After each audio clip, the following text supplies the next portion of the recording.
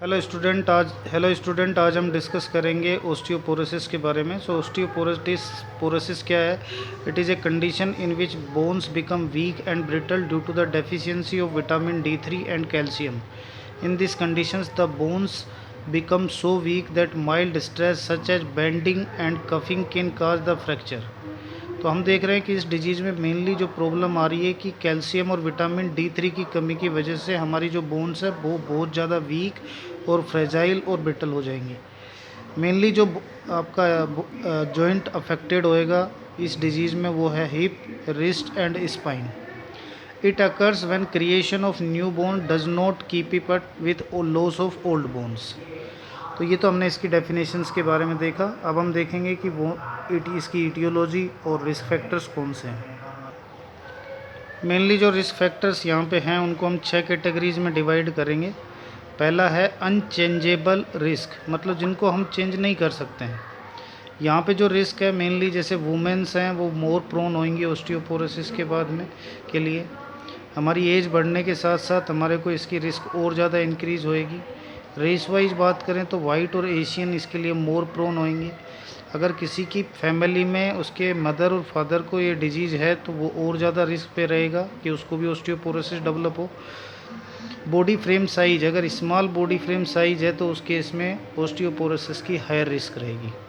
Second factors में बात करें तो हार्मोनल लेवल जो है वो एक इम्पोर्टेंट रोल प्ले करेगा। जैसे हम फीमेल्स के केस में देखते हैं कि जो एस्ट्रोजन लेवल है वो आफ्टर मेनोपॉज कम हो जाता है, जिसकी वजह से भी ओस्टियोपोरोसिस की रिस्क जो है वो इंक्रीज़ होएगी। मेल्स के अंदर टेस्टोस्टेरोन का लो लेवल जो है वो एज के साथ में होता जाएगा और वो प्रोवोक करेगा ओस्टियोपोरोसिस को। इसी तरह से अगर किसी पर्सन्स को थायराइड या पैराथायराइड ग्लैंड या एड्रिनल ग्लैंड से रिलेटेड प्रॉब्लम्स हैं तो भी उस पेशेंट्स के अंदर ओस्टियोपोरोसिस की रिस्क ज़्यादा रहेगी। तीसरा फैक्टर हम देखें तो डाइटरी फैक्टर्स होएगा। अगर कोई पर्सन लो कैल्शियम इंटेक कर रहा है, मतलब खाने में कम कैल्शियम इंटेक कर रहा है, इसी तरह से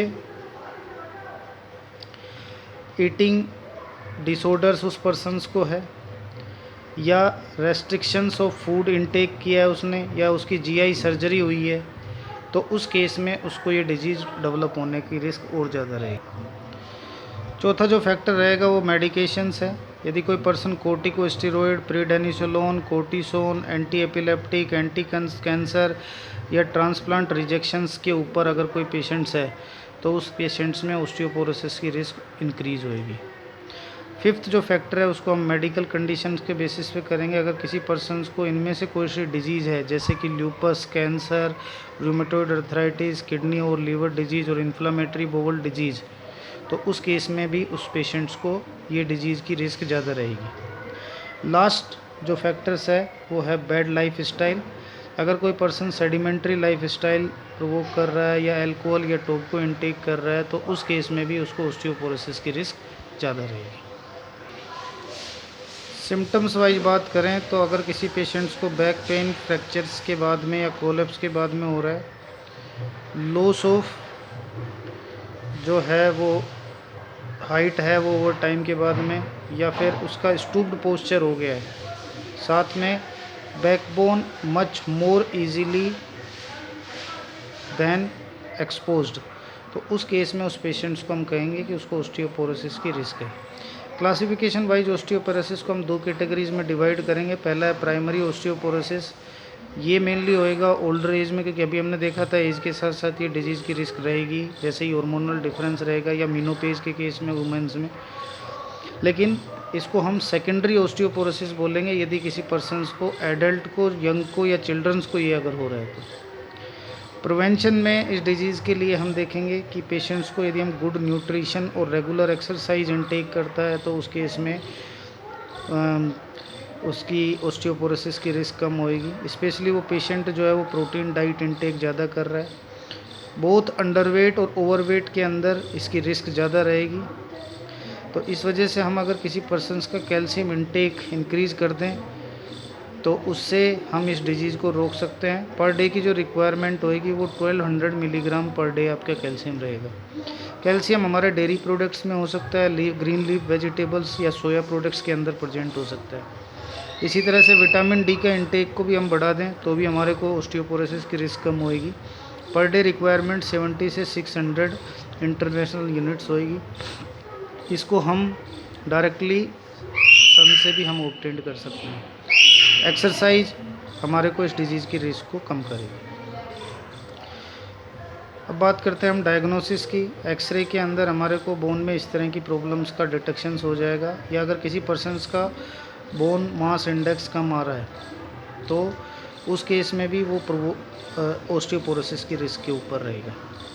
नाउ ट्रीटमेंट को हम इसको डिफरेंट कैटेगरीज में डिवाइड करेंगे। जैसे अगर हम किसी पेशेंट्स को बायोफॉस्फेट्स के ऊपर लेते हैं, जिसमें ड्रग आ सकता है एलेंड्रोनेट, रिसेंड्रोनेट, जोलेट्रोडिक एसिड या टाइमोलोज या टेरीपेराटाजाइड, तो हम ट्रीट कर सकते हैं। दूसरा मोनोक्लोनल एंटीबॉडी जिसका ट्रीटमेंट रहेगा। तीसरा हार्मोन रिलेटेड थेरेपी जैसे कि रेलोक्सीफेन जो है वो एस्ट्रोजन के लेवल को बढ़ा। और लास्ट हमारा जो रहेगा वो बोन बिल्डिंग मेडिकेशंस रहेंगे। अब हम डिस्कस करेंगे ऑस्टियोपोरोसिस की पैथोफिजियोलॉजी के बारे में। तो कई ऑर्गन्स आपस में इंटरलिंक्ड होंगे, जैसे कि स्किन, किडनीज जिसमें नेफ्रॉन वाला पार्ट आपका इंक्लूड होएगा, GIT, bone, pituitary glands, thyroid and parathyroid glands and cells of the bones. इनमें एक कनेक्शंस होएगा। अगर उनकी वजह से हमारे को ये डिजीज़ हो रही है तो किस तरह से इस डिजीज़ का प्रोग्रेशंस होएगा ये हम इसमें देखेंगे। देखिए, सबसे पहले जो है हम जानते हैं सन के अंदर यूवी रेज होती हैं। ये यूवी रेज जो हैं वो कन्वर्ट करेंगी 7 डिहाइड्रोकोलोकैल्सिट्रोल को कन्वर्ट करेंगी विटामिन D3 में। नाउ ये जो विटामिन D3 है जिसको कोलेकैल्सिफेरॉल भी बोलते हैं, ये स्किन से होता हुआ हमारे पास लीवर के अंदर आएगा विटामिन D3 और कन्वर्ट होएगा 25 हाइड्रोक्सी विटामिन D3 या कैल्सीफेरॉल में। ये कैल्सीफेरॉल जो है वो अपटेक होएगा किडनीज़ में। सो किडनीज़ में 25 हाइड्रोक्सी विटामिन D3 या कैल्सीफेरॉल जो है वो यहाँ पे एक एंजाइम प्रेजेंट होता है जिसकी क्वांटिटी जो है वो इंक्रीज हो जाएगी, जिसको हम बोलेंगे हाइड्रोक्सिलेज, जो कन्वर्ट करेगा इसको 15 डाईहाइड्रोक्सी विटामिन D3 या कैल्सीट्रायल्स में। तो यहाँ पे दो बोन्स का मेनली इन्वॉल्वमेंट होएगा, जैसे कि हम देख रहे हैं यहाँ पे थायराइड और पैराथायराइड ग्लैंड्स हैं। अगर पैराथायराइड हार्मोन जो कि आपका एक हार्मोन सिक्रेट करता है जिसका नाम है पैराथोर्मिन, अगर पैराथायराइड हार्मोन्स का डेफिशिएंसी यहाँ पे हो जाएगी तो इसका मेनली काम होता है कि ब्लड कैल्शियम लेवल को रेगुलेट करना। तो उस केस में ये मेनली ब्लड से बोन्स से कैल्शियम को अपटेक कर करके ब्लड में लेके आएगा। तो यहाँ पे हम देख रहे हैं कि इसका लेवल जैसे ही कम होएगा तो यहाँ पे ये प्रोसेस जो है वो बंद हो जाएगा। तो इस तरह से किडनीज़ के अंदर विटामिन D3 का कन्वर्जन कम हो जाएगा, जिसकी वजह से यहाँ से भी जो कैल्शियम है जो कि नेफ्रॉन वाले पार्ट में हम देखते हैं कि इटसेल्फ ये नेफ्रॉन से, जो कि इस पार्ट को अगर हम इनलार्ज करके देखें तो जो नेफ्रॉन का अलग अलग पार्ट है, proximal convoluted tubule, loop of Henle, distal convoluted tubule and collecting ducts, तो इन पार्ट से ये कैल्शियम के रीअब्जॉर्प्शंस को बढ़ा देगा। वापस से ये कैल्शियम का लेवल जो है वो ब्लड में हाई हो जाएगा। रिमेनिंग जो कैल्शियम है वो यहाँ से रीअब्जॉर्ब होकर के बोन्स से ब्लड में आ जाएगा। इस तरह से हम देखते हैं कि बोन्स के अंदर कैल्शियम का लेवल कम हो जाएगा।